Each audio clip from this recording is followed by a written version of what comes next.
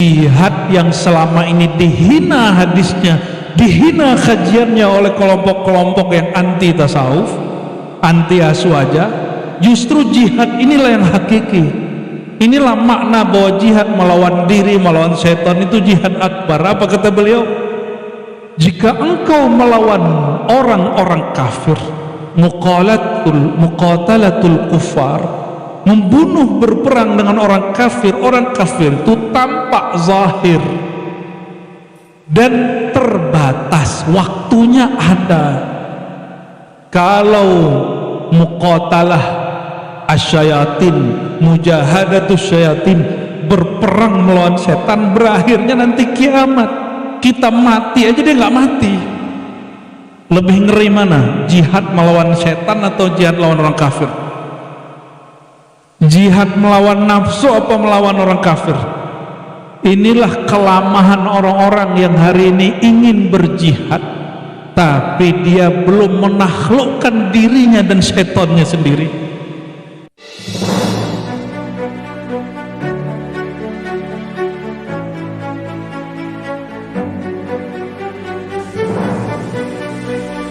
Imam atau Sultanul Aulia Syekh Abdul Qadir Jilani yang bergelar Sultanul Qutbul Aqtab Al-Ghausul A'zam, beliau itu ketika dinobatkan oleh Allah Ta'ala menjadi wali Qutbul Aqtab, kutubnya para kutub, sultannya para wali, rajanya wali, itu waktu itu hadir 40 wali kutub.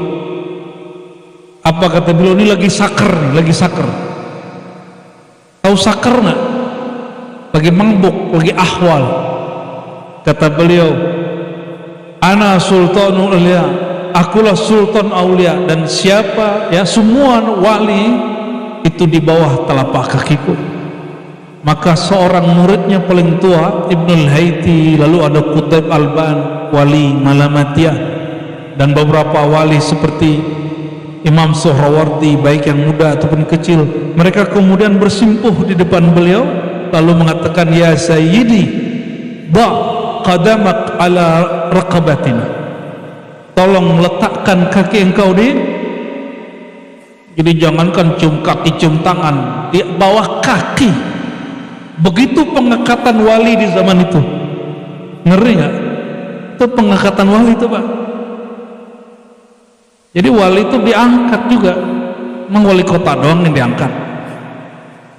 Cuma wali kota sama wali Allah beda. Wali kota dipilih bareng, Pak, ya. Bukan dipilih oleh orang-orang yang cerdas. Ya, siapa yang kuat berasnya ya alhamdulillah.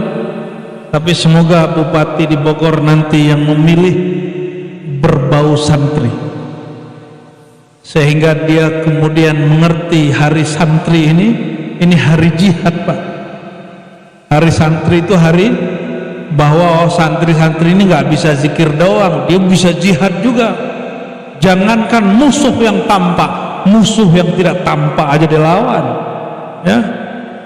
Musuh yang tampak kafirun mati. Kalau setan bisa mati nggak? Ada yang bisa matiin setan nggak? Setan tuh mati kalau kiamat. Nafsu bisa matiin nafsu. Kiai ini paling gede loh nafsunya, Bapak Ibu. Hati-hati Bu ya. Betul nggak Pak? Lah betul. Aku sendiri. Kata Imam Asyuti, setiap kali nur ilmu itu membebani seseorang, maka semakin kuat vitalitasnya. Ngeri kan? Imam Syuuti itu ngomong, bukan aku yang ngomong, Pak. Allahumma sholli ala Muhammad. Ya, kecuali sudah uzur, itu lain cerita ya. Coba Belanda musuh kita dulu nggak? Jepang berapa tahun? 2,5 tahun. Berakhir nggak? Berakhir. Coba setan udah berakhir belum melawan kita? Nafsu udah berakhir belum jadi musuh kita? Belum.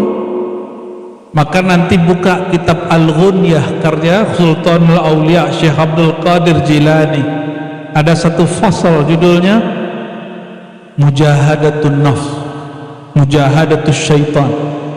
Apa kata beliau? Kamu bedakan, ini bukan untuk mengatakan gak usah jihad melawan yang zahir, bukan, tapi jihad yang selama ini dihina hadisnya, dihina kajiannya oleh kelompok-kelompok yang anti tasawuf, anti aswaja. Justru jihad inilah yang hakiki. Inilah makna bahwa jihad melawan diri, melawan setan itu jihad akbar. Apa kata beliau? Jika engkau melawan orang-orang kafir, muqatalatul kuffar, membunuh, berperang dengan orang kafir itu tampak zahir dan terbatas, waktunya ada. Kalau muqatalah asyayatin, mujahadatus syayatin, berperang melawan setan, berakhirnya nanti kiamat. Kita mati aja dia nggak mati. Lebih ngeri mana? Jihad melawan setan atau jihad melawan orang kafir? Jihad melawan nafsu apa melawan orang kafir? Inilah kelamahan orang-orang yang hari ini ingin berjihad, tapi dia belum menaklukkan dirinya dan setannya sendiri. Membunuhnya gak mungkin, yang minimal kita mendominasinya di dalam diri. Inilah makna kalimat bahwa jihad melawan diri, jihad melawan syaitan itu lebih susah, lebih payah, lebih akbar daripada jihad melawan orang kafir. Orang kafir pakai pedang lah nanti, pakai, kalau sekarang masih pakai apa nih? Oh, nanti ada masanya balik lagi kita ke masa manual. Orang berkuda lagi, orang pakai pisau lagi, pakai pedang lagi. Ada kampung Jampang kan namanya di Parung, mungkin aktif lagi itu terbikin golok tuh. Sekarang goloknya nggak serius, ya kita pukulin sama golok yang dari Jerman belah dua deh. Kita baru dari Bukhara Pak, itu goloknya Bukhara bisa cincang golok yang lain, bukan cincang daging. Jadi kalau ada golok-golok hancur semua, seperti menghancurkan kaca. Nah, mengasah kalbu itu caranya 3 supaya bisa mengalahkan musuh yang bernama syaitan dan nafsu. Kebanyakan orang makainya cuma 2, yang ketiga nggak dipakai. Yang pertama, apa yang pertama? Kasratul ibadah, banyak ibadah. Ini banyak orang ngerjain, maka orang kira udah banyakin sholat, makin sholat. Ntar dulu, yang melakukan, mohon maaf, pelecehan seksual, ada nggak orang rajin sholat? Ada. Baca kitabnya, baca kitab. Pelecehan bukan seksual, beda jenis Pak, sesama jenis. Yang ngerjain yang bisa baca kitab, ada nggak beritanya? Ada. Dia pinter otaknya, tapi belum sanggup melawan yang liar di dalam dirinya. Nggak bisa ngerjain lawan jenis, ngerjain sesama jenis. Nauzubillah summa nauzubillah. Apalagi kalau udah minat sama yang gelis-gelis gini, ini gawat itu. Allahu Akbar. Namun inilah kenyataannya, ya. Semoga yang hadir kalau ada ketemu orang begitu, Allah sembuhkan, ya. Itu penyakit Bapak Ibu, itu penyakit umat terdahulu, umat Nabi Lut, dan itu hanya Allah yang bisa menyembuhkan. Gak ada lagi, gak ada dokter bisa kena, ustadz megang ustadz bisa kena. Kan mereka mengira itu ruhnya laki, ruhnya perempuan, ketuker. Sejak kapan ruh punya kelamin, Kiai? Kata psikolog sekarang nih, bahwa orang yang homo itu ruhnya ketuker badannya. Harusnya laki di tubuh tubuh laki, tapi dia laki di tubuh perempuan. Nauzubillah. Dia menuduh Allah dan menuduh dirinya sendiri. Sejak kapan kita belajar akidah Ahlus Sunnah bahwa ruh itu berkelamin? Ada nggak? Ada nggak kajiannya ruh berkelamin? Kan nggak ada. Ruh itu tidak berkelamin, dia tidak di luar badan, tidak di dalam badan, dia tidak menempati la yahullu hululan walaysa bidzakarin wala biuntha, dia nggak laki nggak perempuan, nggak berwarna, dia sirrun min asrarillah, amrun min amrillah, rahasia dari rahasia Allah subhanahu wa ta'ala. Yang tepat itu Bapak Ibu, kalau ada kejadian begitu, itu korinnya yang masalah. Korinnya mesti diganti. Cuma yang bisa ganti korin siapa, Pak? Cuma Nabi sama Wali Gaus kali ya. Syekh Abdul Qadir kali yang bisa, wallahu alam. Kita nggak dapat kabar itu Syekh Abdul Qadir itu korinnya Islam atau tidak, sehingga dapat dipastikan kalau orang jumpa sosok dalam mimpi atau zikir itu apakah korin beliau, syaitan beliau, atau Syekh Abdul Qadirnya. Ya, masih ingat kisah beliau didatangi syaitan? Nah itu korinnya sendiri, korinnya beliau sendiri itu Pak.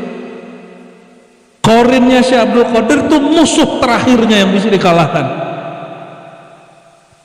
Untungnya Syekh Abdul Qadir Jilani ahli tauhid, ahli syariat, ahli hakikat, ahli ma'rifat, gak bisa ditipu.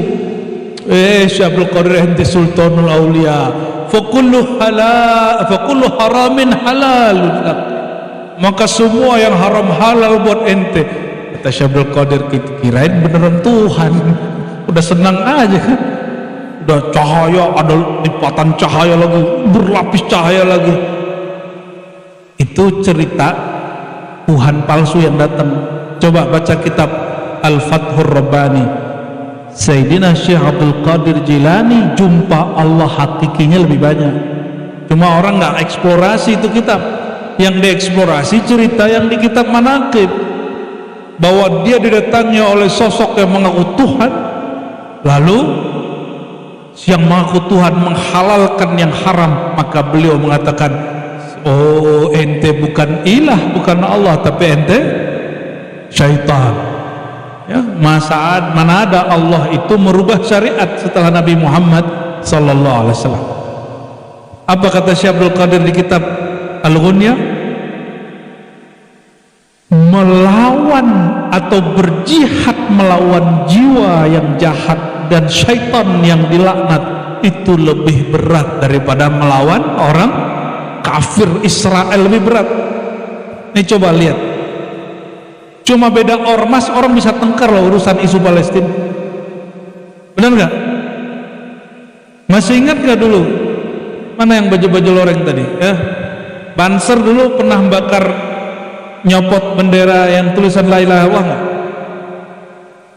Itu dikafirkan nggak Banser? Ya tinggal kita tanya, ente bakar kalimah atau bakar bendera orang yang ikut aliran sempalan? Coba kalau bakar la ilaha illallah hukumnya apa? Apa hukumnya? Emang langsung kafir? Ntar dulu. Sayyidina Utsman bakar dan bahkan kubur mushaf, kafir nggak? Habis beliau menyalin dengan timnya Zaid bin Sabit 6 bahkan 7 mushaf, semua mushaf para sahabat ada yang dibakar, ada yang ditanam antara mihrab Nabi SAW dan hujrah Nabi Muhammad SAW. Itu kafir nggak? Tergantung niatnya. Innamal a'malu bin niat. Ini main kafir-kafir aja ya.